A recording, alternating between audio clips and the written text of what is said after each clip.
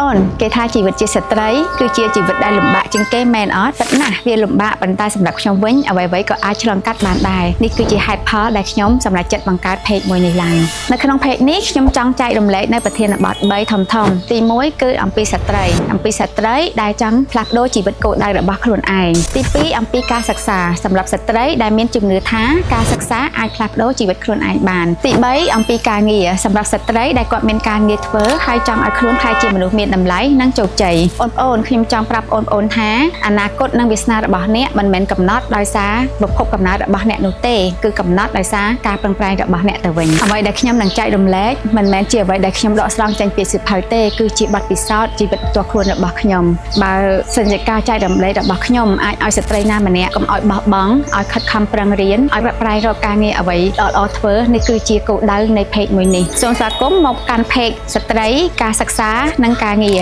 ខ្ញុំរៀនចប់បាក់ឌុបនៅឆ្នាំ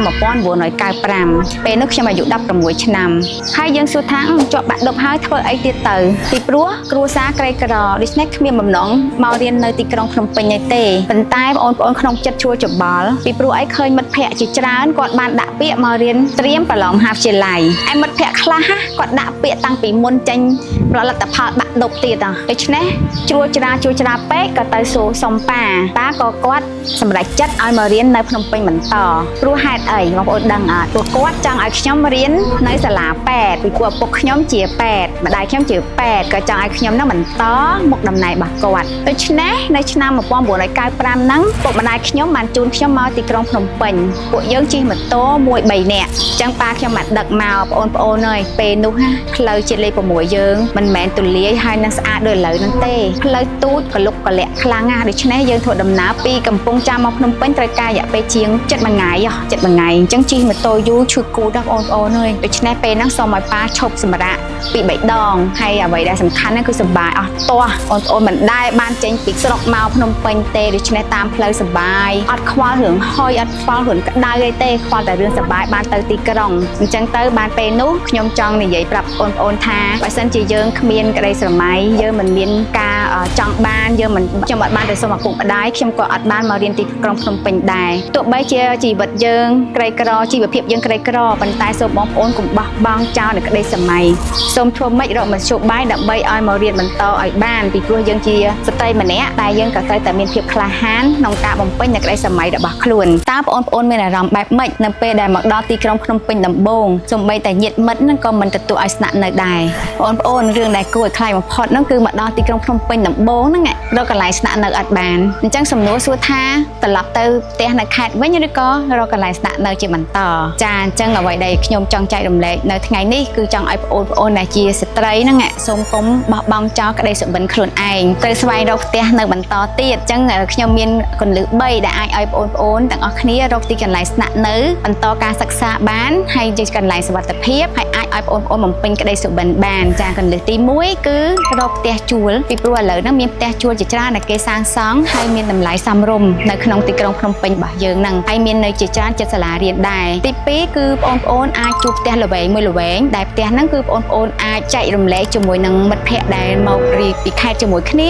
ឬក៏រៀនថ្នាក់ជាមួយគ្នាអញ្ចឹងចំណាយវាកាត់បន្ថយទី3គឺកុំបោះបង់នឹងការដើរសុំគេបងប្អូនអាចដើរសុំមិត្តភ័ក្តិឬក៏មិត្តភ័ក្តិឪពុកម្ដាយបងប្អូនបានហេតុអីបានខ្ញុំនិយាយបែបនេះអញ្ចឹងខ្ញុំចែករំលែកពីបទពិសោធន៍របស់ខ្ញុំពេលខ្ញុំមកដល់ភ្នំពេញដំបូងចាពេលមកដល់ហ្នឹងគឺប៉ាម៉ាក់ខ្ញុំដឹកខ្ញុំទៅរកផ្ទះបងប្អូនញាតិមិត្តតែរកអត់បានមួយសោះពីព្រោះគេអត់មានកន្លែងឲ្យយើងស្នាក់នៅខ្ញុំគិតថាគេមិនចិត្តអាក្រក់ប៉ុន្តែគេអត់មានបន្ទប់ទំនេរឬក៏គេខ្លាចសុវត្ថិភាពយើងជាស្ត្រីជាកូនស្រីណាបងប្អូនដូច្នេះឪពុកម្ដាយខ្ញុំក៏បានសម្រេចចិត្តដើររកទីផ្ទះដែលមិត្តភ័ក្តិរបស់គាត់ប៉ាក៏រកផ្ទះមិត្តភ័ក្តិគាត់ម៉ាក់ក៏រកផ្ទះមិត្តភ័ក្តិគាត់ទីបំផុតទេវតាជួយម៉ាក់បានរកផ្ទះមិត្តភ័ក្តិគាត់ម្នាក់ខ្ញុំបានស្នាក់រើរៀនសូត្រដើម្បីត្រៀមប្រឡងមហាវិទ្យាល័យចានេះគឺជាលទ្ធផលនៃការតស៊ូមិនបោះបង់បងប្អូនមកដល់ភ្នំពេញដំបូងមានដែរវិញផ្លូវអត់ហើយមានដែរប៉ូលីសផាអត់ ហើយតែធ្វើមិនបានរកផ្លូវឃើញតែផ្ទះអញ្ចឹងបងប្អូនប្រកាសជាឆ្លើយថាមើល Google Map ទៅបងឥឡូវសម័យ Google Map តាបងប្អូនប៉ិតណាស់យើងអាចមើល Google Map បានប៉ុន្តែលុះណាតែយើងមានទូរស័ព្ទដៃទំនើបចុះបើអត់លុយទិញទូរស័ព្ទដៃទំនើបផងបាន Google Map មកពីណាអញ្ចឹងដំណោះស្រាយមានតែមួយទេគឺចំណាំផ្លូវ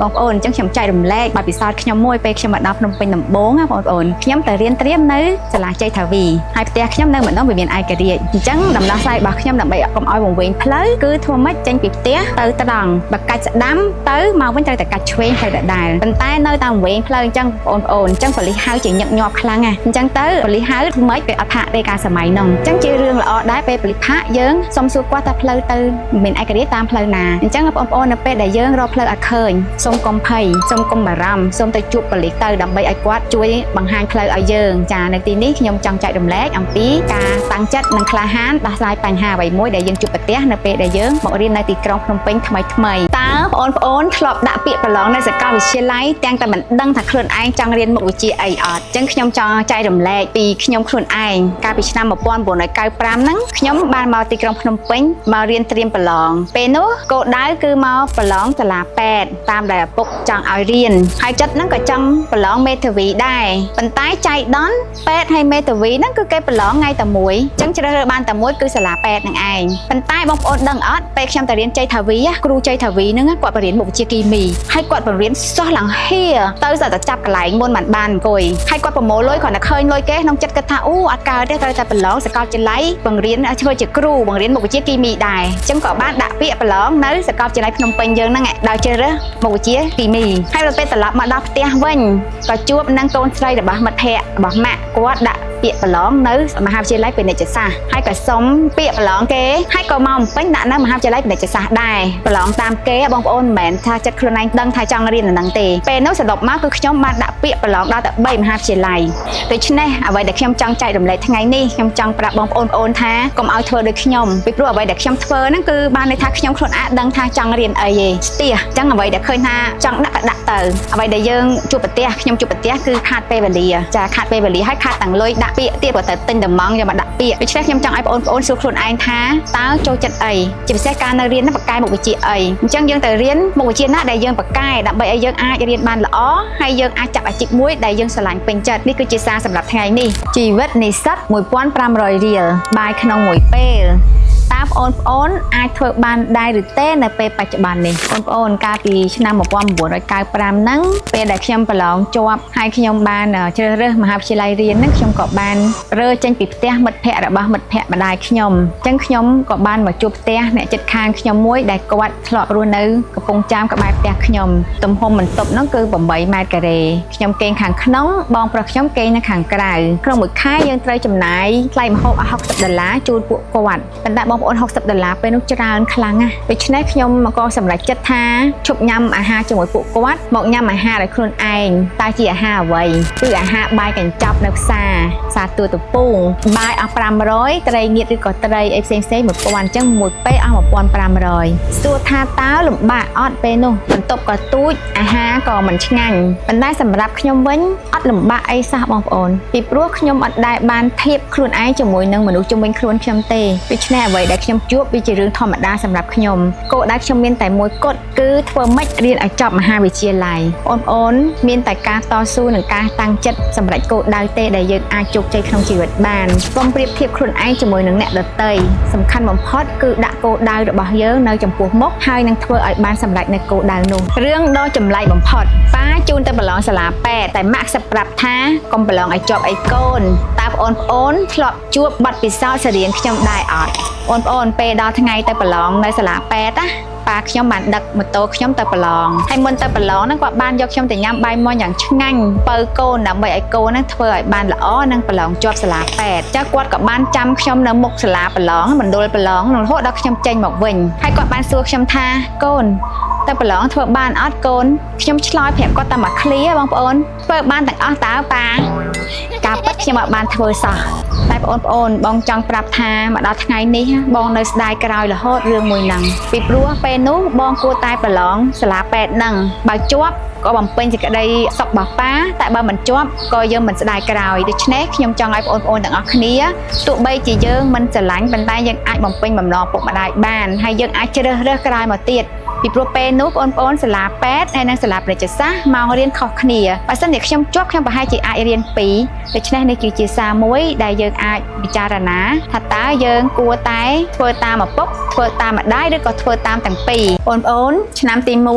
1500រៀលបាយមួយពេលជាអាហារសម្រាប់ខ្ញុំដើម្បីរស់បងប្អូនមិនចាំបាច់ត្រូវមានលុយច្រើនដើម្បីមករៀនទេអ្វីដែលបងប្អូនត្រូវមានគឺការតាំងចិត្តភាពក្លាហានការតស៊ូមានគោលដៅច្បាស់លាស់និងព្រមលះបង់នៅអ្វីដែលមិនចាំបាច់ចេញពីព្រោះការសិក្សាមិនសួរបងប្អូនថាមានលុយប្រមាណទេតែអ្វីដែលការសិក្សាសួរថាតើបងប្អូនបានត្រៀមខ្លួនរួចហើយឬនៅឆ្នាំ1995ជាឆ្នាំដែលលំបាកបំផុតសម្រាប់ខ្ញុំមិនចំណាយអ្វីផ្ដេសផ្ដាស់នោះទេក្នុងមួយពេលខ្ញុំចំណាយអាហារតែ1500រៀលប៉ុណ្ណោះពីព្រោះខ្ញុំគ្មានលទ្ធភាពចំណាយ$60ក្នុងមួយខែសម្រាប់បាយមួយពេលនោះទេបងប្អូនសួរថាតើខ្ញុំទៅចិត្តដែរឬទេខ្ញុំមិនទៅចិត្តទេពីព្រោះខ្ញុំមានគោលដៅច្បាស់លាស់របស់ខ្ញុំគឺធ្វើយ៉ាងណារៀនឲ្យចប់ទោះបីជាជួបការលំបាកយ៉ាងណាក៏ដោយថ្ងៃខ្លះខ្ញុំឈឺថ្ងៃខ្លះខ្ញុំអស់កម្លាំងថ្ងៃខ្លះខ្ញុំគិតថាតើខ្ញុំទៅរៀនកើតឬទេប៉ុន្តែនៅពេលដែលខ្ញុំងាកទៅមើលនៅស្រុកកំណើតដែលគ្មានឱកាសគ្មានអនាគតគ្មានការងារធ្វើខ្ញុំក៏ច្រានចោលនៅភាពហត់នឿយទាំងអស់នោះហើយបន្តដំណើរទៅរៀនធម្មតាថ្ងៃដែលខ្ញុំញ៉ាំបាយមួយពេល1500រៀលគឺជាថ្ងៃដែលខ្ញុំក្លាយជាស្ត្រីដ៏រឹងមាំបំផុតបងប្អូនខ្ញុំអាចឆ្លងកាត់ពេលវេលាដ៏លំបាកនេះបានខ្ញុំជឿថាបងប្អូនក៏អាចឆ្លងកាត់បានដូចខ្ញុំផងដែរបន្ទប់តូចៗ2ម៉ែត្រគុណនឹង3ម៉ែត្រគឺជាបន្ទប់ដែលខ្ញុំបង្កើតអនាគតខ្លួនឯងបងប្អូនដែលស្នាក់នៅបន្ទប់តូចកុំតូចចិត្តកុំសោកស្ដាយទំហំបន្ទប់មិនមែនជាទីកន្លែងដែលកំណត់នៅអនាគតរបស់បងប្អូនទេប៉ុន្តែគឺជាទំហំចិត្តនិងការខិតខំប្រឹងប្រែងរបស់បងប្អូនទៅវិញទេបន្ទប់តូចបង្កើតមនុស្សធំបងប្អូនពេលខ្ញុំមករៀននៅភ្នំពេញដំបូងខ្ញុំមិនមានបន្ទប់ធំស្នាក់នៅទេគឺខ្ញុំស្នាក់នៅបន្ទប់តូចមានភាពចង្អៀតខ្ញុំមានតែគ្រែគេងមួយនិងខោអាវ 4-5 កំភ្លេសម្រាប់ស្លៀកទៅរៀនតែប៉ុណ្ណោះប៉ុន្តែអ្វីដែលខ្ញុំចង់បានគឺកន្លែងដែលមានភាពស្ងប់ស្ងាត់មានសុវត្ថិភាពនិងអាចឲ្យខ្ញុំអាចរៀនបានបងប្អូននៅសារបន្ទប់តូចគ្មានកន្លែងអង្គុយរៀនត្រឹមត្រូវដូច្នេះខ្ញុំតែងតែគេងអានសៀវភៅនៅក្រោមពន្លឺភ្លើងខ្ញុំតែងតែគិតថាមានពន្លឺភ្លើងគឺគ្រប់គ្រាន់ហើយពេលនោះសម័យនោះគឺគ្មាន Facebook មាន TikTok មាន social media គឺមានតែខ្ញុំនិងក្តីសង្ឃឹមមួយថ្ងៃនេះខ្ញុំគ្មានបន្ទប់តូចនោះទៀតទេប៉ុន្តែខ្ញុំមិនដែលភ្លេចថាជីវិតខ្ញុំបានពេញលេញចាប់ផ្ដើមពីបន្ទប់តូចមួយនោះគ្មានលុយទិញសៀវភៅតែសៀវភៅមានមិនខ្វះបងប្អូនគ្មានលុយមិនមែនជាឧបសគ្គសម្រាប់ការរៀនទេឲ្យតែយើងចង់រៀនមាននិស្សិតខ្លះមានលុយតែមិនរៀនឯនិស្សិតខ្លះវិញទៀតគ្មានលុយតែបានលទ្ធផលល្អមិនមែនមកពីសៀវភៅទេគឺមកពីចិត្តជាអ្នកសម្រេចសម័យខ្ញុំនៅរៀនខ្ញុំគ្មានលុយទិញសៀវភៅទេសៀវភៅមួយក្បាលតម្លៃ2 ទៅ 30000រៀលថ្លៃជាងអាហារខ្ញុំមួយអាទិត្យទៅទៀតបងប្អូនដូច្នេះខ្ញុំតែងតែខ្ចីសៀវភៅមិត្តខ្ញុំមកចម្លងពេលនោះគ្មាន laptop គ្មាន printer មានតែដៃនិងចិត្តខ្ញុំដែលចង់សម្រេចនៃក្តីប្រាថ្នាពេលយប់ខ្ញុំទ្រាំបើកភ្នែកចម្លងផងអានផងសរសេរផងដើម្បីកុំឲ្យរៀនចាញ់គេសៀវភៅដែលខ្ចីគឺជាចំណែកនៃជោគជ័យរបស់ខ្ញុំចាប់ផ្ដើមពីការខ្ចីសៀវភៅគេថ្ងៃនេះខ្ញុំជាថ្នាក់ដឹកនាំម្នាក់និងជាសាស្ត្រាចារ្យបង្រៀនថ្នាក់អនុបណ្ឌិតតែអ្វីដែលសំខាន់គឺការធ្វើជាមួយអ្វីដែលអាចធ្វើទៅបានបងប្អូនហេតុអ្វីបានខ្ញុំគ្មានរូបថតអនុស្សាវរីយ៍ជាមួយមិត្តភ័ក្តិពីព្រោះខ្ញុំរវល់ធ្វើការហើយខ្ញុំគិតថាបើចំណាយលុយ$20គឺអាចទិញម្ហូបអាហាររយៈពេល1អាទិត្យបានដូច្នេះខ្ញុំក៏សម្រេចចិត្តមិនទៅដើរលេងជាមួយពួកគេបងប្អូនខ្ញុំបានចូលធ្វើការតាំងពីឆ្នាំ1997រហូតមកដល់សប្តាហ៍ថ្ងៃនេះខ្ញុំមានការរវល់ជាខ្លាំងនៅកន្លែងការងារផងនិងរៀនផងក្នុងមួយថ្ងៃខ្ញុំគេងបាន3 ទៅ 4 ម៉ោងទេប៉ុន្តែខ្ញុំអត់ដែលស្គាល់ពាក្យថា stress ឬក៏ boring អីទេតើអ្វីទៅជាកម្លាំងចិត្តរបស់ខ្ញុំវីដេអូមួយនេះខ្ញុំនឹងប្រាប់បងប្អូនថាតើអ្វីទៅជាការតស៊ូនៃជីវិតពីព្រោះជាស្ត្រីមានតែចំណេះវិជ្ជាទេដែលអាចផ្ដល់ឲ្យយើងនៅតម្លៃកិត្តិយសនិងសុភមង្គលពិតប្រាកដមួយប៉ុន្តែដើម្បីបាននៅសេចក្តីកិត្តិយសតម្លៃនិងសុភមង្គលនោះគឺត្រូវមានការលះបង់តើអ្វីទៅជាការលះបង់របស់យើងទី1គឺទៅរៀនអត់បានជាប់លាប់ទេទី2គឺយើងមិនមានពេលសម្រាប់គ្រប់គ្រាន់ទេទី3ពេលវេលាជាមួយមិត្តភ័ក្តិក៏អត់សូវមានទី4គឺយើងត្រូវតាំងចិត្តថ្មិចរៀនប្រឡងឲ្យជាប់ដូច្នេះចុងសប្តាហ៍គឺត្រូវតែខ្ចីសភៅមិត្តភ័ក្តិមកកត់និងសួរមិត្តភ័ក្តិនៅពេលមេរៀនដែលយើងអត់ចេះជាសាររបស់ខ្ញុំគឺខ្ញុំចង់ឲ្យបងប្អូនតាំងចិត្តបដិញ្ញាចិត្តថា ត្រូវតែរៀនឲ្យចប់ទោះបីជាបងប្អូនធ្វើការផងរៀនផងមានការនឿយហត់យ៉ាងណាក៏ដោយពីព្រោះមានតែការតាំងចិត្តនិងការតស៊ូទេដែលអាចឲ្យយើងសម្រេចនូវក្តីស្រមៃនិងមានសេចក្តីសុខនិងតម្លៃពិតប្រាកដរបស់យើងមួយថ្ងៃខ្ញុំរៀន20ម៉ោងនិងធ្វើការបងប្អូនណាខ្លះធ្លាប់ជួបបទពិសោធន៍ដូចខ្ញុំចាំសិនខ្ញុំមិនណែនាំឲ្យអ្នកកេងតិចនោះទេប៉ុន្តែឆន្ទៈដ៏ធំធេងរបស់អ្នកនឹងធ្វើឲ្យការខំប្រឹងប្រែងរបស់អ្នកមិនមានដែនកំណត់បងប្អូនពេលខ្ញុំចូលឆ្នាំទី2ខ្ញុំធ្វើការព្រឹករៀនថ្ងៃពេលខ្លះរៀនព្រឹកធ្វើការថ្ងៃពេលល្ងាចខ្ញុំរៀនភាសាអង់គ្លេសបន្ថែមខ្ញុំអត់មានពេលទៅហាត់ប្រាណខ្ញុំអត់មានពេលទៅដើរលេងគឺខ្ញុំមានតែពេលរៀនពេញម៉ោងពេលយប់ខ្ញុំមើលមេរៀនរហូតដល់ម៉ោង1ព្រឹកត្រូវចម្លងផងត្រូវអានផងត្រូវតន្ទិញមេរៀនផងដើម្បីត្រៀមធ្វើគ្វីសខ្ញុំតែងតែប្រាប់ខ្លួនឯងថាខ្ញុំអាចធ្វើបានពេលខ្ញុំទៅរៀនខ្ញុំនឹកក្នុងចិត្តថាខ្ញុំកំពុងបង្កើតនៅជីវិតថ្មីឲ្យខ្លួនឯងគេតិចរយៈពេលខ្លីបង្កើតជីវិតល្អរយៈពេលវែងសូមកុំបោះបង់នៅពេលដែលអ្នកហត់នឿយពីព្រោះអ្នកដើរចិត្តទៅដល់គោលដៅហើយស៊ូរៀនគេងមួយយប់បានតែ3ទៅ4ម៉ោងស៊ូជាមួយអាហារមួយពេល1500រៀលទីបំផុតបានការងារទី1តែវាមិនសមជាមួយពេលវេលារៀនបើសិនជាបងប្អូនតើគិតយ៉ាងណាបងប្អូនត្រូវចងចាំថាការងារថ្មីយើងអាចរកបានតែការសិក្សាមិនអាចរកបានទេនៅពេលដែលបងប្អូនសម្រេចចិត្តបោះបង់ចោលការសិក្សាគឺជាថ្ងៃដែលបងប្អូនសម្រេចចិត្តបោះបង់ចោលនៅអនាគតរបស់ខ្លួនឯងបងប្អូនកាលពីឆ្នាំ1997ពេលនោះខ្ញុំរៀនឆ្នាំទី2ខ្ញុំបានធ្វើតេស្តប្រឡងជាប់នៅធនាគារមួយកន្លែងដែលធ្វើការពេញម៉ោងតួនាទីជាបេឡាពេលនោះខ្ញុំបានគិតថាទីបំផុតជីវិតខ្ញុំបានផ្លាស់ប្ដូរហើយប៉ុន្តែពេលដែលខ្ញុំចូលធ្វើការខ្ញុំបានចាប់អារម្មណ៍ថាពេលវេលាមិនអនុញ្ញាតឲ្យខ្ញុំបានទៅរៀនទេថ្ងៃមួយចៅហ្វាយគ្នារបស់ខ្ញុំក៏បានហៅខ្ញុំទៅប្រាប់ថាបញ្ញាបើសិនជាចង់ធ្វើការត្រូវឈប់រៀនសូត្រពេលនោះខ្ញុំដើរបណ្ដាគិតបណ្ដាលបើសិនជាខ្ញុំឈប់ធ្វើការខ្ញុំនឹងអត់មានប្រាក់ដើម្បីបន្តការសិក្សាតែបើខ្ញុំឈប់រៀនអនាគតរបស់ខ្ញុំក៏នឹងចាប់ត្រឹមនេះដែរទីបំផុតខ្ញុំក៏សម្រេចចិត្តជ្រើសរើសលាលែងពីការងារនិងបន្តការសិក្សារបស់ខ្ញុំបងប្អូនផ្លូវដែលខ្ញុំកំពុងរើសគឺជាផ្លូវដ៏លំបាកបំផុតសម្រាប់ខ្ញុំប៉ុន្តែខ្ញុំនៅតែរើសផ្លូវលំបាកថ្ងៃនេះសម្រាប់អនាគតរបស់ខ្ញុំនៅថ្ងៃក្រោយបងប្អូនការងារល្អអាចរកបានតែការអប់រំល្អអាចផ្លាស់ប្ដូរជីវិតទាំងមូលបានខ្ញុំជាភ័ស្តុតាងខ្ញុំជាសាក្សី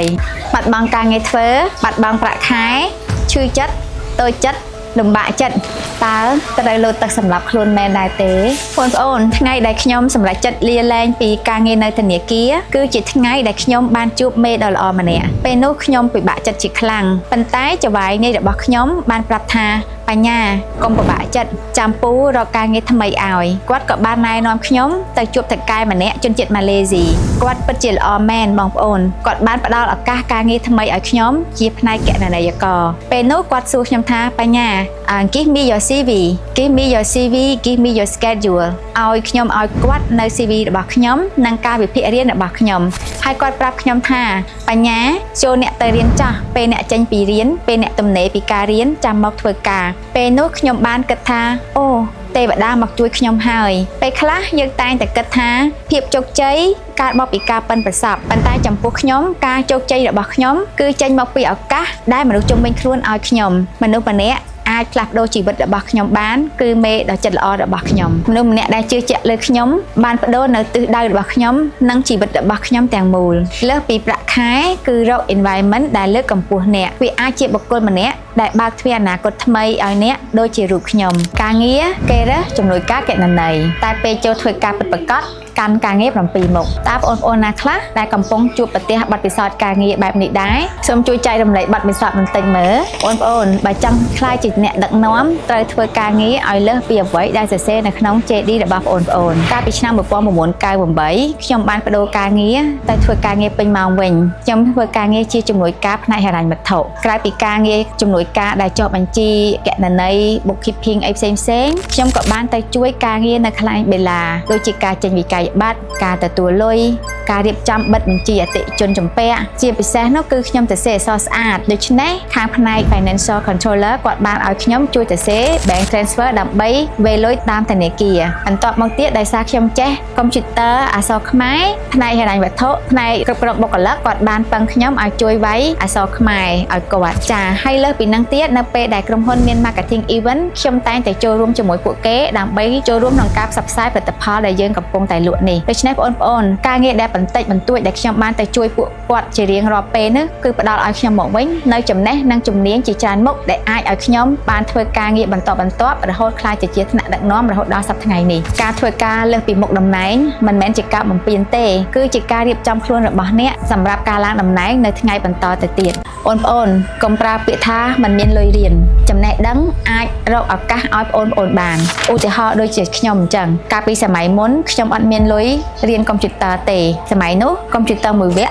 $20ប៉ុន្តែដោយសារខ្ញុំឲ្យឱកាសខ្លួនឯងពិភពលោកក៏ត្រឡប់ឱកាសឲ្យខ្ញុំវិញដែរថ្ងៃមួយសាច់ញាតិរបស់ខ្ញុំម្នាក់គាត់បានបោះបង់សិទ្ធិរៀនកុំព្យូទ័រនៅសាលាមួយនៅថ្ងៃដែលគាត់បោះបង់គឺជាថ្ងៃដែលជាឱកាសមាសរបស់ខ្ញុំទៅវិញខ្ញុំបានទៅចូលរៀនកុំព្យូទ័រជំនួសគាត់ផ្នែក Word Excel PowerPoint ពេលដែលខ្ញុំរៀនចប់កុំព្យូទ័រ CV របស់ខ្ញុំក៏មានតម្លៃពេលនោះខ្ញុំទៅដាក់ការងារទីណាក៏សម្ភាសជាប់ដែរបងប្អូនសម័យនេះកុំព្យូទ័រនិង AI មិនមែនជាជម្រើសទេតែវាគឺជាអុកស៊ីសែនសម្រាប់អាជីពសម័យថ្មីសូមចាប់ផ្ដើមរៀនកុំព្យូទ័រនិង AI ពីថ្ងៃនេះតទៅមិនមែន CPA មិនមែន MBA ក៏មិនមែន BA កូនសោដែលបើកទ្វារការងារដំបូងរបស់ខ្ញុំគឺភាសាអង់គ្លេសភាសាអង់គ្លេសគឺជាឱកាសភាសាអង់គ្លេសគឺអាចធ្វើឲ្យយើងស្វែងរកទិន្នន័យបានភាសាអង់គ្លេសអាចផ្ដល់នូវតម្លៃបន្ថែមដល់យើងបងប្អូនពេលដែលខ្ញុំទៅប្រឡងធ្វើការនៅធនាគាររបស់ចិនគឺខ្ញុំជាប់ដោយសារភាសាអង់គ្លេសរបស់ខ្ញុំពេលនោះសម័យនោះមិនសូវជាមានអ្នកចេះភាសាអង់គ្លេសច្រើនទេ